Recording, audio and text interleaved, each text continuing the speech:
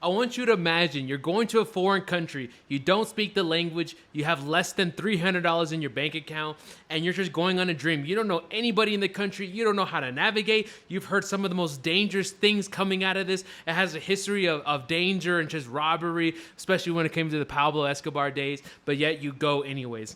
That was me in 2019 when I first arrived to Medellin, Colombia. And in this video, I'm going to tell you the stories about how I felt and what I went through and some of the biggest changes that I've lived through Medellin, from going when I first landed here not speaking Spanish for $300 to a couple years later I'm earning $100,000 a month in the same city during quarantine. So without further ado, let's hop straight into it.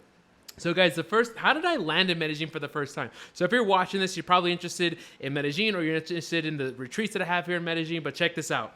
So in 2019, I was sleeping in my car in Miami. I had moved from San Diego to Miami, and my business was starting to fail, and I was living on less than $900 a month. And as you guys probably can guess, you can't live on $900 a month in Miami. So I ended up sleeping in my car for 5 months. And it was during this 5-month period that I had a friend who was a close friend, and he came down to Medellin, Colombia, and I saw his story, and I was like, Medellin, I just got done watching the Narcos on Netflix where it talked about Pablo Escobar and how dangerous it was. So in my head, I was thinking Pablo Escobar and how dangerous it was, and that's how most people probably think. But then when he got there, he started sharing stories about how cheap it was, the lifestyle, the girls, and it started intriguing me. And I just did some random search, and I saw on Airbnbs that I can get an apartment, a full apartment by myself for as little as $300 a month. And I started to think to myself, should I try going to Medellin, Colombia, even though I don't know anybody there, don't even speak Spanish, or should I keep sleeping in this car? And as you guys know, I am a risk taker, so I booked a flight. I think my apartment was probably about $300 to $400 a month. So I spent $300-$400 on an Airbnb. I booked the flight, which is so cheap. It was like $115 from Miami, and I landed in beautiful Medellin, Colombia. Guys, let me tell you, I watched a couple of videos, but nothing can prepare you for how nerve-wracking it can be when you first land. So think about this. You're landing in Medellin, Colombia, especially if you don't speak Spanish like I did. When I arrived here, I didn't speak any Spanish. Now I speak decent enough Spanish to get by. But I remember landing at the airport, and I was so freaking nervous because when you get out of the airport, there's a bunch of taxi people, and I don't know, I don't trust them. Everybody's calling me. I'm just trying to not be seen. Everybody's trying to get my attention. I'm like, holy shit, I don't want people to know I'm nervous. What if they follow me? What if I get robbed just from these taxi guys? And I remember just that initial hit of how nervous I was when all these taxi guys were attacking me, asking me for a ride, a drive down to Medellin. And then that was to my right, but then on to my left, it was slow motion. To my left, I saw the most beautiful girls. It was two sisters or two sisters, two friends. There, big.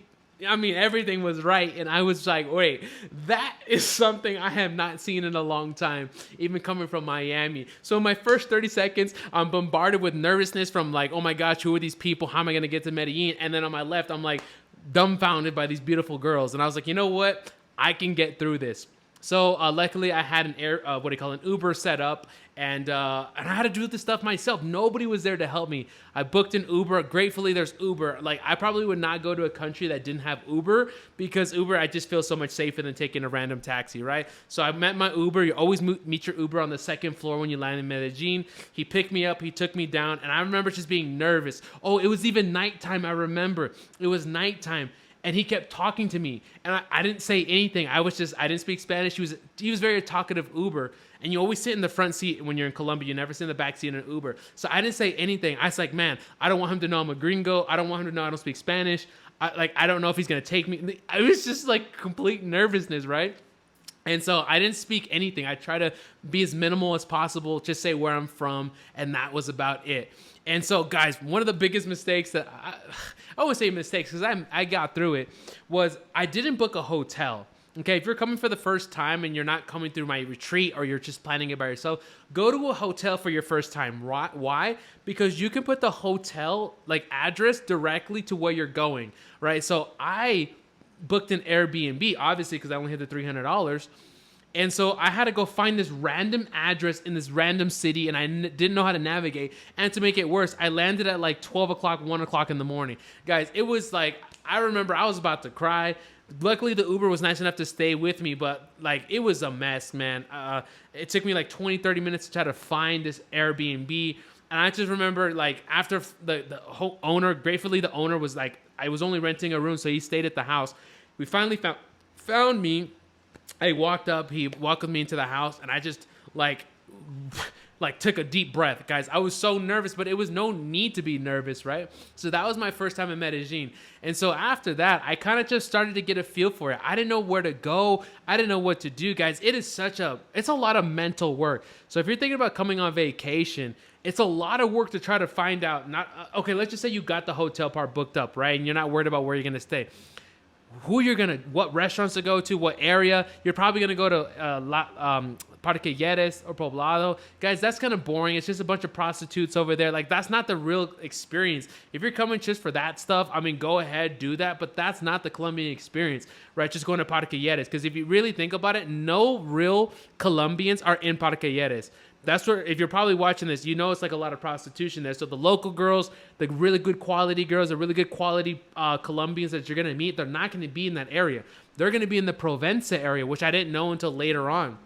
So that's one of the biggest things that can get you going is like understanding where you're going to go, where you're going to go for restaurants, where you're going to go for nightlife. How do you meet Colombian girls? Guys, it's so much better to meet a real, genuine, high-quality Colombian girl than to deal with any of the prostitutes or the sex tourism that people come.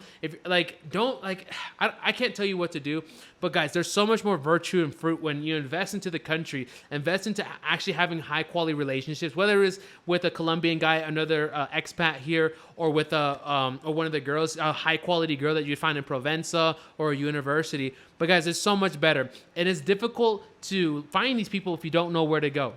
So the second thing is the language barrier, right? If you're thinking about, oh my gosh, I don't speak Spanish, don't worry about it, okay? How I learned Spanish, three reasons I learned Spanish. Number one was I had to order all my food and live in Spanish, right? If you're going to go to the grocery store, if you're going to order an Uber, if you're going to order food at the restaurant, you got to say it in Spanish. So that was the first way. The second day was the Uber translator, right? You know, you get the little translator app, and I just started seeing patterns, right? I would use the translator consistently throughout the day, and I would notice patterns, and I would practice. I've never taken any formal classes ever since high school, so I would just notice these patterns and then just start speaking it.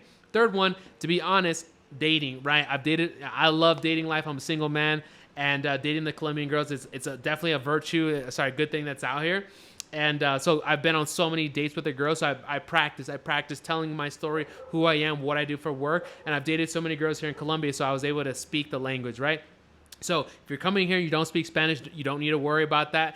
As long as you're like a risk taker like me, you want to just jump in and make it happen. But guys, if you're coming here for the United States and you're just trying to go to the gringo places, the tourist spots, parquilleras, deal with prostitution, that's not the kind of people that even watch my channel. These are people that want to immerse themselves in the culture. I'm not talking about going to the barrios up in the mountains. I'm talking about getting to know the locals and having local foods and meeting locals and having that really genuine high quality experience in the country. You're going to be nervous, right? So whether you're going to do it with a tour guide or whether you want to do it like somebody like me, where we have the retreats, where we pick you up at the airport, you know, we have a private chef, a private villa, we plan everything out for you, or you want to figure it out yourself, whichever route you want to take, I highly recommend moving into a genuine place where you can invest into your growth and not just, degeneracy, if that makes sense. Because one thing I've learned about Medellin is this: it can be whatever you want it to be.